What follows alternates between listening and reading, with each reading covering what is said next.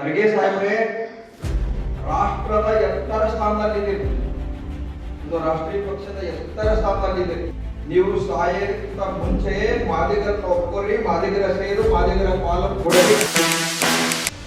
ಸಿದ್ದರಾಮಯ್ಯ ಸಾಹೇಬ್ರೆ, ಮಾದಿಗರಿಗೆ ಬಹಳಷ್ಟು ಕೇಳಿಸ್ಕೊಳ್ರಿ, ಕಾಡಿಸ್ಕೊಳ್ರಿ. ಮಾದೇವಪ್ಪನವರೇ, ಬಿ ಕೃಷ್ಣಪ್ಪ ಅವರ ಆಶೀರ್ವಾದದಿಂದ ನೀವು ಮಂತ್ರಿ ಆಗಿದ್ದೀರಿ. ವಾದ ವಿವಾದ ಮಾಡೋದಲ್ಲ ನಮ್ಮ ಜೊತೆಗೆ. ಯಾಕೆ ಇವೆಲ್ಲ ನಿಮ್ ಗಮನಕ್ಕೆ ಬಂದಿಲ್ಲ? ಛಲವಾದಿ ಬಂಧುಗಳೇ, ನಮ್ಮ ಜೊತೆ ಆಟ ನಿಲ್ಲಿಸಿದೆ ಮಾಡಿ. ನಿಮ್ದೇನು ಕಸ್ಕೊಂಡಿಲ್ಲ. ಸುಮ್ಮನೆ ಮನೆ ಕುಂತ 6% ಹೋಗೋದು ನಾಚಿ ನಾವು ಅಣ್ಣತಮ್ಮರು ಅಂತ ಹೋದ್ವಿ. ರಾಜಯ್ಯವ್ರ ಕಾಲಕ್ಕೂ ನಿಮ್ಮನ್ನ ಒಪ್ಕೊಂಡಿವಿ. ಆಮೇಲೆ 22 ಜನ ಇದ್ದಂತ ಶಾಸಕರು 6 ಜನಕ್ಕೆ ಬಂದಿದ್ವಿ. ಯಾಕಂತ ಎಲ್ಲಿಂದ ಅಂತಂದ್ರೆ ನಮ್ಗೆ ಹಾಕ್ತಕ್ಕಂತ ನೋಡಿ ಸರ್ ಹೇಳ್ತಂದ್ರೆ ಎಷ್ಟು ಆಯೋಗಗಳು ತಿರುವ ಮಾಡಿ ವರದಿ ಕೊಟ್ಟಾಗೂ ನಾವು ನಂಬರ್ 1 ಇದ್ದೀವಿ ಸಂಖ್ಯೆನಲ್ಲಿ, ಜಾಸ್ತಿನೇ ತೋರಿಸಿದ್ವಿ. ನಮ್ಗೆ ನಾವು ಹೋಗಿ ನಮ್ದು ಜಾಸ್ತಿ ಮಾಡ್ರಿ ಅಂತ ಹೇಳಿಲ್ಲ. ನ್ಯಾಯಬದ್ಧವಾಗಿ ಮಾಡಂತ ನಾಗಮೋಹನ್ ದಾಸ್ ಸರ್ಗೆ ಹೇಳಿದ್ದು, ಸದಾಶಿವ ಅವರಿಗೆ ಹೇಳಿದ್ದು. ಇದರಿಂದ ಬಾಲಕೃಷ್ಣ ಆಯೋಗ ಹಾಕಿತ್ತು, ಸ್ವಲ್ಪ ದಿವಸ ಅಷ್ಟ ಇತ್ತದು. ಇವೆಲ್ಲ ವರದಿಗಳು ಏನಾಗ್ತವೆ ಕರ್ನಾಟಕ ರಾಜ್ಯದಲ್ಲಿ ಮಾದಿಗರ ಸ್ಥಿತಿಗತಿಯನ್ನ ಸದಾಶಿವ ಆಯೋಗ ರಚನೆ ಆಗಿದೆ. ಮಾದಿಗರ ಸ್ಥಿತಿಗತಿಗಳು ಯಾವ ಮಟ್ಟದಲ್ಲಿದೆ ಅನ್ನೋದು ಅದನ್ನು ಒಪ್ಪಲಿಲ್ಲ ಇವರು. ಬಾಲಕೃಷ್ಣ ವರದಿಯನ್ನು ಒಪ್ಪಲಿಲ್ಲ. ನಮ್ಮ ಇವರು ಬಿಜೆಪಿ ಸರ್ಕಾರದಲ್ಲಿ ಒಂದು ಉಪ ಸಮಿತಿ ಮಾಧುಸ್ವಾಮಿ ಅವರು ವರದಿಯನ್ನು ಒಪ್ಪಲಿಲ್ಲ. ಕೊನೆಗೆ ನಾಗಮೋಹನ್ ದಾಸ್ ನಮ್ಮ ಮಾಮನ ನಮ್ಮ ಬೀಗರ ಅವ್ರಿಗೆ ಇನ್ಫ್ಲುಯೆನ್ಸ್ ಮಾಡಿದ್ದೀಗ. ಸಂಘಟನೆಗಳು ಹೋಗಿ ಸಾಹೇಬ್ರೆ ನಿಮ್ ಕಾಲು ಮುಗಿತೀವಿ, ಪ್ರಾಮಾಣಿಕ ವರದಿಯನ್ನು ಕೊಡ್ರಿ ಅಂತ ಅಂದಾರ ಹೊರತು ಅವರಿಗೆ ನಾವು ಇನ್ಫ್ಲುಯೆನ್ಸ್ ಮಾಡಿಲ್ಲ. ನಾಗಮೋಹನ್ ದಾಸ್ ಒಬ್ಬ ಹೈಕೋರ್ಟಿನ ನಿವೃತ್ತ ನ್ಯಾಯಾಧೀಶರು, ನಮ್ಮ ಜಾತಿಯವರು ಅಲ್ಲ, ಮತ್ತು ಬೇರೆ ಜಾತಿಗೆ ಅನ್ಯಾಯ ಮಾಡಬೇಕನ್ನೋ ಉದ್ದೇಶನೂ ಅವರಿಲ್ಲ. ವಾಸ್ತವದಲ್ಲಿ ಏನಿದೆ ಆ ವರದಿಯನ್ನು ಕೊಟ್ಟಿದ್ದಾರೆ. ಸಿದ್ದರಾಮಯ್ಯ ಸಾಹೇಬ್ರೆ, ಮಾದಿಗರಿಗೆ ಬಹಳಷ್ಟು ಛೇಡಿಸ್ಕೊಳ್ರಿ, ಕಾಡಿಸ್ಕೊಳ್ರಿ. ನೀವು ಮೈಸೂರು ಜಿಲ್ಲೆಯಲ್ಲಿ ಅವರು ಕಪಿ ಮುಷ್ಟಿಯಲ್ಲಿ ವಿಸರ್ಜಕರದಲ್ಲಿ ಸಿಕ್ಕೊಳ್ರಿ, ಬೇಡ ಅನ್ನಲ್ಲ. ನಮಗೆ ನ್ಯಾಯಬದ್ಧವಾಗಿ ಏನು ಕೊಡಬೇಕಾಗಿದೆ ಕೊಟ್ಟೇ ತೀರ್ಬೇಕು ಅಂತ ಹೇಳ್ತಾ ಇದೀವಿ ನಾವು. 2016ರಲ್ಲಿ ಬಂದ್ರಿ, ಉಸಿರುಗಟ್ಟ ವಾತಾವರಣದಲ್ಲಿ ಏನೋ ಒಂದು ಹೇಳಿ ಹೋಗಂದ್ರೆ ಹೇಳಿ ನಾವು ಹೋದ್ರಿ. ಇವಾಗ ಮತ್ತೆ ದೇವರು ನಿಮ್ಗೆ ಅಧಿಕಾರ ಕೊಟ್ಟಿದ್ದಾನೆ. ಇವು ಸಮಯ ವ್ಯರ್ಥ ಮಾಡೋದನ್ನ, ಅದು ಇದನ್ನ ಸೇರಿಸೋದನ್ನ ಬಿಟ್ಬಿಡ್ರಿ. ಮಾದೇವಪ್ಪನವರೇ, ಬಿ ಕೃಷ್ಣಪ್ಪ ಅವರ ಆಶೀರ್ವಾದದಿಂದ ನೀವು ಮಂತ್ರಿ ಆಗಿದ್ದೀರಿ, ಅವರ ಋಣದಲ್ಲಿದ್ದೀರಿ. ಸಮಾಜ ಕಲ್ಯಾಣ ಇಲಾಖೆ ನಿಮ್ಮ ಕೈಯಲ್ಲಿದೆ. ನೀವು ಜಾಸ್ತಿ ಆಟ ಆಡಬೇಡ. ನಮಗೆ ಖರ್ಗೆ ಸಾಹೇಬ್ರೆ, ರಾಷ್ಟ್ರದ ಎತ್ತರ ಸ್ಥಾನದಲ್ಲಿದ್ದೀರಿ. ಒಂದು ರಾಷ್ಟ್ರೀಯ ಪಕ್ಷದ ಎತ್ತರ ಸ್ಥಾನದಲ್ಲಿದ್ದೀರಿ. ನೀವು ಸಾಯಕ್ಕಿಂತ ಮುಂಚೆ ಮಾದಿಗರನ್ನ ಒಪ್ಕೋರಿ, ಮಾದಿಗರ ಸೇರು, ಮಾದಿಗರ ಪಾಲು ಕೊಡಬೇಕಂತ ನೀವು ಸಮಾಜಕ್ಕೆ ಒಂದು ತಿಳುವಳಿಕೆ ಇರಬೇಕು. ವಾದ ವಿವಾದ ಮಾಡೋದಲ್ಲ ನಮ್ಮ ಜೊತೆಗೆ. ಯಾಕೆ ಇವೆಲ್ಲ ನಿಮ್ ಗಮನಕ್ಕೆ ಬಂದಿಲ್ಲ? ಬಂದರೂ ಸುಮ್ಮನಿರೋದಂದ್ರೆ ನೀವು ಮಾಡ್ತಕ್ಕಂಥ ವಂಚನೆ ನಮ್ಗಲ್ಲ. ಅದಕ್ಕೆ ನಾವು ಸ್ಪಷ್ಟವಾಗಿ ಹೆಸರಿನಿಂದ ಹೊರಗೆ ಬಿದ್ದೆ. 35-40 ವರ್ಷ ಆಗಿದೆ. ಆ ಮಂದಾಕೃಷ್ಣ ಅಂತ ನಕ್ಸಲೈಟ್ ಏರಿಯಾದಲ್ಲಿ ಆ ರೆಡ್ಡಿ ಮತ್ತು ಕಮ್ಮ ಸಮಾಜದ ಒಂದು ಶಕ್ತಿಯನ್ನ ಧಿಕ್ಕರಿಸಿ ಅಲ್ಲಿ ಕೂಡ ಮಾಲಾ ಜನಾಂಗದ ಪ್ರಾಬಲ್ಯ ಜಾಸ್ತಿ ಇದ್ದಾಗ ಕೂಡ ಆ ಸುಡು ಬಿಸಿಲಿನಲ್ಲಿ ಆಂಧ್ರ ಪ್ರದೇಶದಲ್ಲಿ ಕರ್ನಾಟಕಕ್ಕಿಂತ ಹೆಚ್ಚು ಸೆಲ್ಸಿಯಸ್ ಡಿಗ್ರಿ ಅಲ್ಲೇ ತಾಪಮಾನ ಇರ್ತದೆ. ಖಾಲಿ ಕುಳ್ಳಿ ಎತ್ತಿದ್ರು ಆ ಮನುಷ್ಯನಿಗೆ. ಅದಕ್ಕೆ ಅಲ್ಲಿ ಯಶಸ್ವಿ ಆದ್ರು.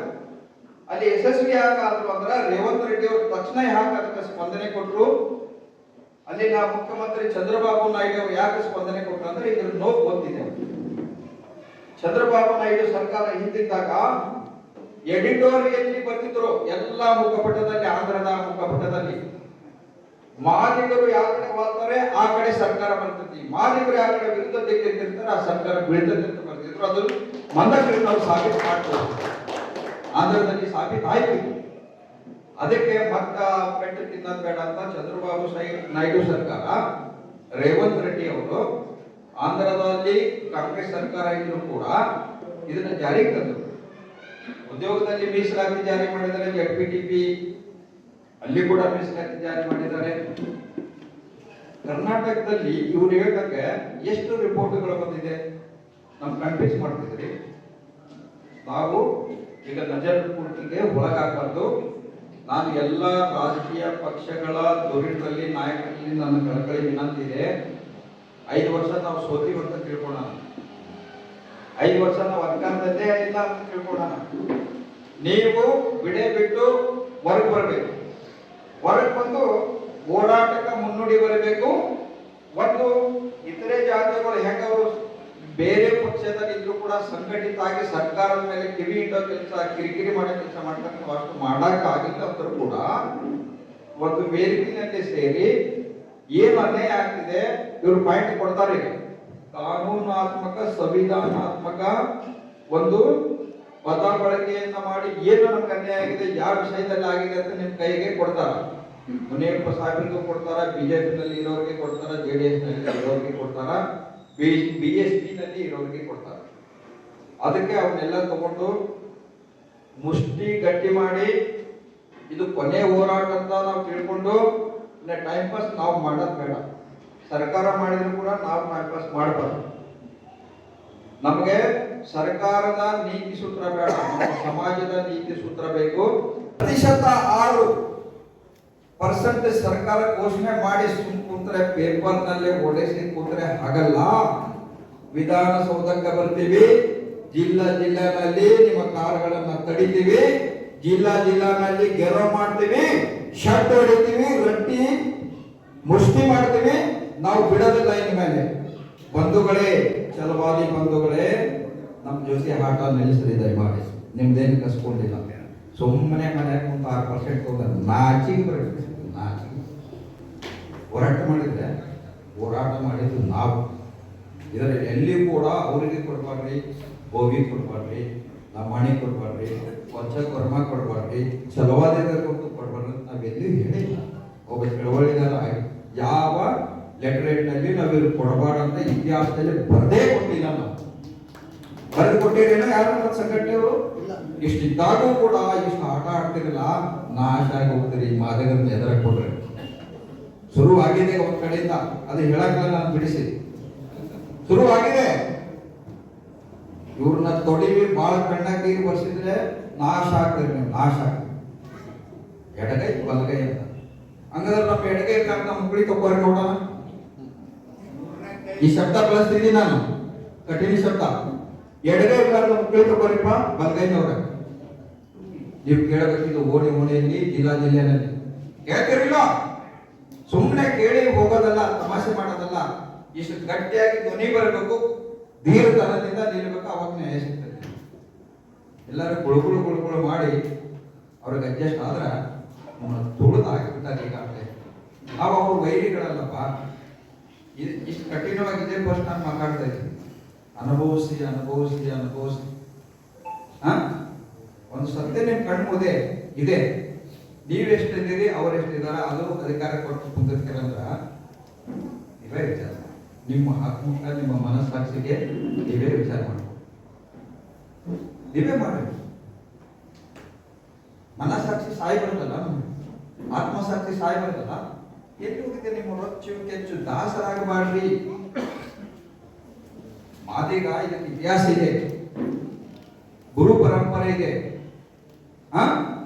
ಇಲ್ಲಂದ್ರ ಪ್ರಧಾನಮಂತ್ರಿ ನಮ್ಮ ಮಂದಕೃಷ್ಣ ಅವ್ರನ್ನ ಅಪ್ಕೊಂತಾನ, ಬಿಗದಪ್ಪೆ ಹೇಳ್ತಾ ಇದಾರೆ ಅವರು. ಒಬ್ಬ ಪ್ರಧಾನಮಂತ್ರಿ ಹೇಳ್ತಾನಂದ್ರೆ ತೋರಿಕೆಗೆ ನಾಟಕ ಅಂತಿಲ್ಲ ಅವರು. ಮಂದಕೃಷ್ಣ ಹೇಳ್ತಕ್ಕಂಥ ಘಟನೆಗಳನ್ನ ಕೇಳಿ ಅಣ್ಣ ನಮ್ಮ ನಾಯಿ ನರಿಯಾಗಿ ನೋಡ್ತಿದ್ದಾರೆ, ಅಣ್ಣ ನಮ್ಗ ಕಡಿತಾ ಇದ್ದಾರೆ, ಅಣ್ಣ ನಮ್ಮ ಹೆಣ್ಮಕ್ಳ ಅತ್ಯಾಚಾರ ಮಾಡ್ತಿದ್ದಾರೆ, ಅಣ್ಣ ಹೊಲ್ದಾಗ ಹೋದಾಗ ನಮ್ಗೆ ಸ್ವಚ್ಛ ಆಗ್ತಾ ಇದ್ದಾರೆ, ನಾವು ನಾಯಿಗಿಂತ ಕೀಳಾಗಿದ್ದೀವಿ, ನಮ್ಗೆ ನ್ಯಾಯ ಕೊಡು, ನಮ್ಗೆ ಮರ್ಯಾದೆ ಕೊಡು ಅಂತ ಪರಿಪರಿಯಾಗಿ ಗುಳೋ ಸ್ಟೇಜ್ ಮೇಲೆ ಹತ್ತಲ್ಲ 10 ನಿಮಿಷ ಬೇಕು. ಬೆನ್ಸವ್ರಿ ಕಲಿಸವ್ರಿ ಅದನ್ನು ಸಮಾಧಾನ ಮಾಡಕ್ಕೆ. ಆ ಘಟನೆ ನೆನಪಿರ್ಬೇಕಲ್ಲ ನಿಮಗೆ. ಆಂಧ್ರದಾಗ ಆದ್ರೆ ನಮ್ಗೆ ಆದಂಗಲ್ಲ, ಇಲ್ಲಿ ಪುರೋಹಿತ್ ನಗರದಾಗ ಏನಾರ ಆದ್ರೆ ಪಕ್ಕದ ಓಣಿಗೆ ಆದಂಗಲ್ಲ. ಎಲ್ಲೆಲ್ಲಿ ಮಾದಿಗರನ್ನ ಒಂದು 3 ಪದದವ್ರು ಇದ್ದೀವಿ, ಎಲ್ಲೇ ಆದ್ರೂ ದಿಢೀರ್ನೆ ಪ್ರತಿಕ್ರಿಯೆ ಕೊಡ್ಬೇಕು. ದಿಢೀರ್ನೆ ಕೊಡ್ತೀರಿಲ್ಲ. ಅದಕ್ಕೆ ಸತ್ತಂಗಿರೋದು ಬೇಡ. ಅದಕ್ಕೆ ಕೊನೆಗೆ ಕುವೆಂಪು ಅವರು ಬರೆದಂತ ಒಂದು ಇಂಥ ನಮಗೆ ಮಾದಿಗರಿಗೆ ಬರ್ದಾರೇನೋ ಅಂತ ಅನ್ಸಾಕತ್ತಿದೆ ನನಗೆ. ಬಾರಿಸು ಕನ್ನಡ ಡಿಂಡಿಮವ, ಓ ಕರ್ನಾಟಕ ಹೃದಯ ಶಿವ. ಬಾರಿಸು ಕನ್ನಡ ಡಿಂಡಿಮವ, ಓ ಕರ್ನಾಟಕ ಹೃದಯ ಶಿವ. ಸಪ್ತಂತಿಯ ಮಾದಿಗರನ್ನು ಬಡಿದೆಚ್ಚರಿಸು. ಸಪ್ತಂತಿಯ ಮಾದಿಗರನ್ನು ಬಡಿದೆಚ್ಚರಿಸು. ಮಾದಿಗರ ಹೊಟ್ಟೆಯಲ್ಲಿರ್ತಕ್ಕಂಥ ಕಿಚ್ಚನ್ನು ಕಣ್ಣೀರು ಒರೆಸು. ಹೊಟ್ಟೆ ಕಿಚ್ಚಿಗೆ ಕಣ್ಣೀರು ಒರೆಸು. ಸಪ್ತಂತಿಯರನ್ನ ಬಡಿದೆಚ್ಚರಿಸು. ಒಟ್ಟಿಗೆ ಬಾಳುವವರ ತೆರದಲ್ಲಿ ಹರಿಸು. ಎಲ್ಲಾರು ಏನ್ ಮಾದಿಗರು ಒಟ್ಟಿಗೆ ಬಾಳ್ತಾರ ಅವ್ರಿಗೆ ಆಶೀರ್ವಾದ ಮಾಡಪ್ಪ, ಆಶೀರ್ವಾದ ಮಾಡು. ಇನ್ನೂ ಒಟ್ಟಿಗೆ ಇರಂಗ ಆಶೀರ್ವಾದ ಮಾಡು. ಕ್ಷೈ ಕ್ಷುವೇತರ ಕೃತಿಯಲ್ಲಿ ಮೂಡಲಿ ಮಾದಿಗರಿಗೆ, ಮತಿಯಲ್ಲಿ ಸರ್ವೋದಯ ಆಗಲಿ ಸರ್ವರಲ್ಲಿ. ಕುವೆಂಪು ಅವರು ಶೂದ್ರ ಇದಕ್ಕೆ ಸೇರಿದವರು ಇದನ್ನ ಹೇಳ್ಯಾರಂದ್ರೆ ಮಾದಿಗರನ್ನು ಕುರಿತ ಹೇಳ್ಯಾರಂತ ನಾನು ಭಾವಿಸ್ತೇನೆ. ಇದು ನಮ್ಗೆ ಅನ್ವಯ ಆಗ್ತದೋ ಇಲ್ಲೋ ನೀವೇ ವಿಚಾರ ಮಾಡಿ. ಆಗ್ತದಿಲ್ಲೋ? ಕಚ್ಚಾಡ್ತಾ ಇದೀವಿಲ್ಲೋ? ಒಟ್ಟಿ ಕಿಚ್ಚು ಬಿಡ್ತಾ ಇದೀವಿಲ್ಲೋ? ಸತ್ತಂಗದಿವಿಲ್ಲೋ? ಆ ಇಟ್ಟಕ್ಕಿ ಬಟ್ಟೆಯಲ್ಲಿ ಒಂದು ಘಟನೆ ಹೇಳಿ ನಾನು ಮಾತು ಮುಗಿಸ್ತೀನಿ. ಬಿಜಾಪುರದಲ್ಲಿ ನಮ್ಮ ಮಾದಿಗ ಬಂಧುಗಳು ಹೊಟ್ಟೆ ಪಾಡಿಗೆ ಇಟ್ಟಂಗಿ ಬಟ್ಟೆಗೆ ಹೋಗಿದ್ವು. ಸಂಕ್ರಮಣ ಅಂತೇಳಿ 4 ದಿವಸ ರಜೆ ಮಾಡಿದರು. ಇಟ್ಟಂಗಿ ಬಟ್ಟೆ ನಡೆಸೋರು ಲಂಬಾಣಿಗರು. ನಿಮ್ ಸಾಮಾನು ತಗೊಂಡು ಹೋಗ್ಬರ್ರಿಪ್ಪ, ನಿಮ್ ಪಗಾರ ಕೊಡ್ತೀವಪ್ಪ ಅಂತ ಕರೆದ್ರು ಅವರು. ಹೋದ್ಮೇಲೆ ಪಗಾರ ಏನ್ ಕೊಟ್ರು ಅವರು? ನಿಮ್ ಸಾಮಾನು ತಗೊಂಡು ಹೋಗಂದವ್ರು ಏನ್ ಕೊಟ್ರು? ಅಂತ ಹೊಡೆತ, ಅಂತ ದೌರ್ಜನ್ಯ ನನ್ನ ಜೀವನದಾಗ ನೋಡಿಲ್ಲ. ಕಳ್ಳ ಕತ್ತರಿಸ್ತು. ಆ ವಿಡಿಯೋ ನೋಡಿ SP ಫೋನ್ ಮಾಡಿದ್ವಿ. ಅದೇ ಬೆಳಗಾವಿಂದ ಅಲ್ಲಿಗೆ ವರ್ಗಾವಣೆ ಹಾಕಿ ಹೋಗಿದ್ರು ಸಾಹೇಬ್ರೆ. ಅವ್ರನ್ನ ಅರೆಸ್ಟ್ ಮಾಡೋದ್ರ ಜೊತೆಗೆ ಆ ವಿಡಿಯೋ ತಾವು ತಗೊಂಡು ಅವ್ರ ಹೆಂಗಲ್ ಹೊಡೆದಾಗ ಅದೇ ಲಾಠಿಲಿಂದ ನೀವು ಹೊಡಿತಿರೋ ನಮ್ಮ ಕೈ ಕೊಡ್ತಿರೋ, ಅವ್ರು ಹೊಡಿತಿರೋ ನಮ್ಮ ಕೈ ಕೊಡ್ತಿರೋ. ಇದು ಸತ್ಯವಾಗ್ಲೂ ಹೇಳಿದಂಥ ಮಾತು. ಅಲ್ಲಿ ಪರಶುರಾಮ್ ಅಂತ ನಮ್ಮ ವ್ಯಕ್ತಿ ಇದ್ದಾರೆ, ಅವ್ರು ಬರಬೇಕಿತ್ತು, ಇವತ್ತು ಕಾರಣಾಂತರದಿಂದ ಬಂದಿಲ್ಲ. ರೋಣಿಯಾಳ ಪರಶುರಾಮ್ ಒಂದು ತಂಡ ಕಟ್ಟಿಕೊಂಡು ಆ ಇಟ್ಟಂಗಿ ಬಟ್ಟಿನ ಬಂದ್ ಮಾಡಿಸಿ SP ಅವರಿಗೆ ಮತ್ತೆ ಅಲ್ಲಿ ಆಫೀಸ್ಗೆ ಹೋಗಿ ಕುಂತು ತತ್ವ ನಾದಿದ್ರು. ಇವತ್ತಿಗೂ ಇಟ್ಟಂಗಿ ಬಟ್ಟಿ ಚಾಲು ಮಾಡಕ್ ಬಿಟ್ಟಿಲ್ಲ. ನಮ್ಮ ಮಂದಿಗೆ ನ್ಯಾಯ ಕೊಡಿಸಿದ್ದೆ, ಅವ್ರ ಗೋಳಿ ಎಲ್ಲ ಮುರಿದೋಗಿದ್ರು. ಇವತ್ತು ಮೀಸಲಾತಿ ನಮಗೆಲ್ಲ ನಿಮಗೆಲ್ಲ ಅಂಥವ್ರಿಗೆ ಬೇಕು. ಇದಕ್ಕೆ ಒಬ್ಬರಾರು ನಮ್ಮ ಚಲವಾದಿ ಬಂಧುಗಳು ಹೋರಾಟ ಮಾಡಿದ್ರ? ಅದಕ್ಕೆ ಹೇಳಿದಂಥ ಎಲ್ಲ ಗಂಭೀರ ವಿಷಯಗಳು ಇರೋದ್ರಿಂದ ನಮ್ಗೇನೀಗ ಯಾವುದೂ ಆಸೆ ಮಾಡಲ್ಲ. ಇರೋಷ್ಟು ಆಯುಷ್ಯನ ಈಗ ಗಟ್ಟಿಯಾಗಿ ಮಾತಾಡಿ ಏನೋ ಒಂದು ಖುಷಿ ಪಡೋ ಅಂಥದ್ದು 35 ವರ್ಷದಲ್ಲಿ 6% ಅಂತ ಘೋಷಣೆ ಆಯಿತು. ಅದೊಂದು ಸಮಾಧಾನ. ಎಷ್ಟೋ ಹಿರಿಯ ರಾಮಕೃಷ್ಣ, G. ರಾಮಕೃಷ್ಣ ಅವರಿಂದ ಹಿಡಿದು D. ಮಂಜುನಾಥ್ ಸಾಹೇಬ್ರಿಂದ ಹಿಡಿದು ಅನೇಕರು ಹೋರಾಟ ಮಾಡಿದ್ದಾರೆ. ರಾಜಕಾರಣದಾಗಿದ್ದು ಪಾಪ ಅವರು ಹೋರಾಟ ಮಾಡಿದ್ದಾರೆ.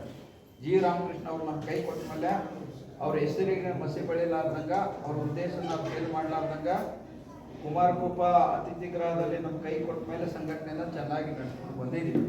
ಅದಕ್ಕೆ ಬಂಧುಗಳೇ, ಧಾರವಾಡ ಜಿಲ್ಲೆ ಇವತ್ತು ಮುನ್ನುಡಿ ಬರೀಬೇಕು. ಅವೇನು ಅರುಣ್ ಕುಮಾರ್ ಸರ್ ಒಂದು ಡ್ರಾಫ್ಟ್ ಮಾಡಿ ಕಳಿಸ್ತಾರ, ಆ ಜಿಲ್ಲೆನಲ್ಲಿ ಜಿಲ್ಲಾಧಿಕಾರಿಗಳಿಗೆ, ಬರ್ತಕ್ಕಂಥ ಉಸ್ತುವಾರಿ ಮಂತ್ರಿಗಳಿಗೆ, ಎಷ್ಟು ಸಂಘಟನೆಗಳು, ಒಂದು ವಕೀಲರ ವೇದಿಕೆ, ಎರಡನೇದು ನ್ಯೂ ಪ್ರಾಜೆಕ್ಟ್ ಇರೋ ನೌಕರರು ಏನಾರ ಅದನ್ನು ನೋಡೋಣ, ನಿಮ್ಗೆ ಯಾರು ಸಸ್ಪೆಂಡ್ ಮಾಡ್ಕೊಂಡು ನೋಡೋಣ. ಆಮೇಲೆ ಸಾಮಾಜಿಕ ಚಳವಳಿಗಾರರು, ಹೋರಾಟಗಾರರು, ವಿವಿಧ ಸಂಘಟನೆಗಳ ಮುಖಂಡರು ಮತ್ತು ವಿದ್ಯಾರ್ಥಿಗಳು, ವಿದ್ಯಾರ್ಥಿನಿಯರು ಎಲ್ಲರೂ ಒಂದು 500,000 ಸಂಖ್ಯೆ ಸೇರ್ಬೇಕು. ನಾವು ಜಿಲ್ಲಾ ನಾನು ನಡೆಸಬೇಕಲ್ಲ. ದಯಮಾಡಿ ನಿಮ್ಗೆ ಕೈ ಮುಗಿದು ಕೇಳ್ತೀನಿ. ಇದನ್ನ ಗಂಭೀರವಾಗಿ ಪರಿಗಣಿಸಿ ಇದನ್ನು ನ್ಯಾಯ ಪಡಿಬೇಕಂದ್ರೆ ನಾವೆಲ್ಲ ಒಗ್ಗಟ್ಟಿನಿಂದ ಒಂದು ಮನಸ್ಸಿನಿಂದ ಹೋರಾಟ ಮಾಡಬೇಕಾಗಿದೆ. ಯಾವುದೇ ರಾಜಕೀಯ ಪಕ್ಷಗಳು ಅವ್ರ ಕೆಲಸ ಅವ್ರು ಮಾಡ್ತಾರೆ. ಇವತ್ತು ರಾಜಕೀಯ ಪಕ್ಷದಲ್ಲಿ ಇರ್ತಕ್ಕಂಥವ್ರಿಗೆ ಶಕ್ತಿ ಇಲ್ಲ ಅನ್ನೋದಕ್ಕೆ ಇದೇ ಕಾರಣ. ಅಲ್ಲಿ ಸಂಖ್ಯಾಬಲ ಇಲ್ಲ ಅನ್ನೋದಕ್ಕೆ ಶಕ್ತಿ ಇಲ್ಲ, ಪಾಪ ಅವ್ರು ಏನ್ ಮಾಡ್ಬೇಕು. ಅಲ್ಲಿ ಹಂಗೆ ವಾತಾವರಣ ಹಂಗಿಲ್ಲ ಒಳಗಡೆ, ಅವ್ರಿಗೆ ಬೇಯಲು ತಪ್ಪು. ನಾವು ಯಾವಾಗ 13-15 ಬಾಧಿಕರ ಸಂಖ್ಯೆ ಹಾಕು ನೋಡ್ರಿ, ಬೆಕ್ಕ ಹಾಕಂಗಿಲ್ಲ ನೋಡ್ರಿ. ಅದಕ್ಕೆ ಸಂಖ್ಯಾಬಲ ಜಾಸ್ತಿ ಮಾಡೋದ್ರ ಜೊತೆಗೆ ವಿವಿಧ ರಾಜಕೀಯ ಪಕ್ಷಗಳಿಗೆ ನೌಕರಿಗೆ ಬಲ ಕೊಡೋಣ. ವಿದ್ಯಾರ್ಥಿಗಳು ದಯಮಾಡಿ ಮುಂಚೂಣಿಗೆ ಬಂದು, ಯುವಕರು ಹೆಚ್ಚು ಮುಂಚೂಣಿಗೆ ಬಂದು ಇದನ್ನು ಹೋರಾಟ ಮಾಡೋಣ. ಆರೋಗ್ಯ ಆದಷ್ಟು ಬೇಗ ತಾವು ಡ್ರಾಫ್ಟ್ ಅನ್ನ ಕಳಿಸಿ ಎಲ್ಲ ಜಿಲ್ಲೆಗೆ ಅನ್ವಯ ಆಗುವ ಈ ವಿಷಯದ ಕುರಿತು ನಾವು ಮಾಡೋಣ ಅಂತ ಹೇಳ್ತಾ, ದ ವಾಯ್ಸ್ ಆಫ್ ಮಾದಿಗ ನಿಮ್ಮಿಂದ ನಿಮಗಾಗಿ, ಸತ್ಯದ ಪರವಾಗಿ, ಸಮಾನತೆಯ ಹಾದಿಯಲ್ಲಿ.